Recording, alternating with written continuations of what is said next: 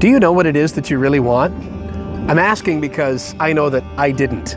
And I'm hearing this from so many other people that I know and care about, that they are facing or have faced something similar. I'll give you an example. Many years ago, when I was in a really heavy transition phase in my life, I worked for a brief time at a technology company. Great company, wonderful people. The job just wasn't for me. It was essentially an inside sales role where my job was to call people all day long. I had one of those headset things strapped to my face, and I was telephoning people that I can assure you did not want to be hearing from me.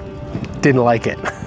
Now, to their credit, one of the managers at that company came to me and tried to help me out, and she suggested that it would be motivational for me to go home and find a photo of a really fancy, expensive, fast sports car and another one of a dream house, and then bring that back into the office and fasten them to the corner of the computer screen so that when I was making those calls and I was getting beat up by those angry people that didn't want me to be bothering them, I would see the picture of the car and the house and think, oh yeah, that's what I'm working for, and then I would push on. Well, I tried it. I really did try it. I gave it an honest go.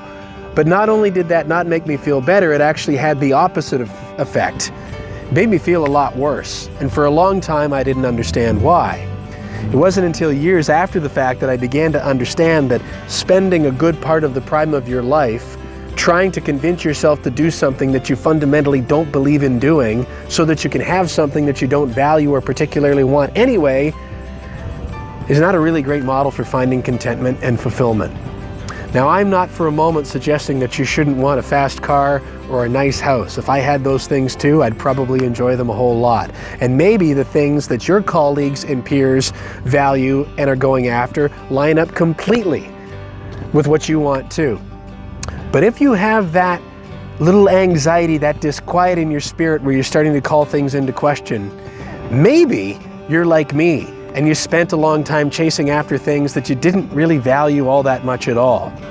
Now that leads you to the next thing, which is, well, what if I'm asking myself what I want and I don't really know the answer? That can be frustrating too. But what I can share from my own experience is that the clarity on stuff like that only comes to those who are open enough to actually ask themselves the question.